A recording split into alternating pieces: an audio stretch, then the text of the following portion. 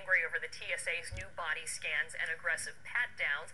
There are others, though, who say that it's necessary in the day and age we live in. But as we told you earlier, security, meaning TSA agents, are actually asking for their own security after some passengers have gotten very physical and in some cases verbally abusive over these pat-downs. So what is going on? It makes you almost feel terrified to fly. Well, we're separating fact from fiction today with the TSA reality check. Charlotte Bryan is a former FAA and TSA security official, now a consultant, and she joins us from Washington this morning. Charlotte, good to have you with us. Good morning, Karen. So if you open up a paper, you watch, the news, I mean, even here, I'd be scared to go to the airport right now. How likely is it, if you're heading out there for the Thanksgiving holiday, that you're going to be subjected to the enhanced pat-down? Well, Karen, what I'm told, it's less than 3% of the traveling public will be subjected to it. There are about 385 advanced imaging technology machines out there at about 85 airports. That's such a small number. However, at the airports where they are deployed, they will be used as the primary screening technology. So passengers will be directed towards those machines. Once those lanes get busy and backed up, then they will begin using the walk-through metal detectors. But it isn't very likely that you will be subjected to the AIT technology. Okay, so that's interesting. You say that if they do get backed up at these airports where they do have the machines, they may then turn to the enhanced pat-downs. But much longer does it take to go through the X-ray machine than the standard metal detector?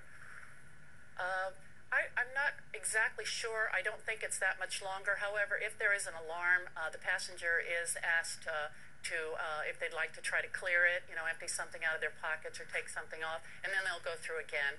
But it isn't that long. So, what has some people angry, and as you know, the ACLU filing a lawsuit saying that this is basically, unfair search and seizure. They also question whether or not it's actually effective. Because, as you said, there are only 400 of these machines, then the TSA is saying that these machines are necessary and vital to keeping us safe. So for all of the other security lines, the 2,000 some at the other airports that don't have these machines, are they then less safe? No. As you've heard before, TSA has many levels and layers of security. They're always able to introduce some random security measures. They don't want the traveling public to know everything that's going on. You can understand why. We want to keep the terrorists guessing what's going on. The walk-through metal detectors are very comprehensive, and they can also, once a passenger exits a regular walk-through metal detector, they can then be subjected to a pat-down as well. So the randomness element, I think, is a key part of the security measures. I got you. Is the goal eventually to, though, replace all standard metal detectors with these machines, the X-ray machines? Yes, it is. And so how would that then change life for the flying public? Well, as has been discussed, a passenger can always opt out and be subjected to the enhanced pat-down, and I think that there's continuous investment in technology, and there will be improvements. I've seen some other machines that aren't quite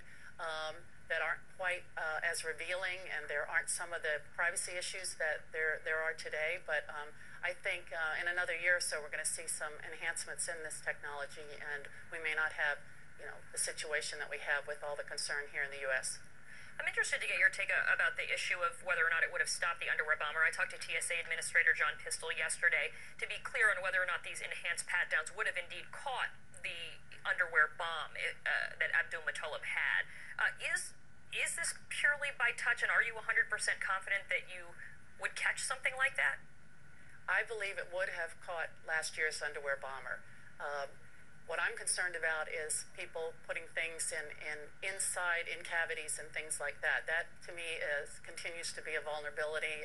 I know there's some work ongoing in those areas, but I believe last year, had we had these out there, in fact, you and I talked after this occurred about the need for these whole-body imaging systems, and it would have identified something in his crotch that would have had to have been resolved.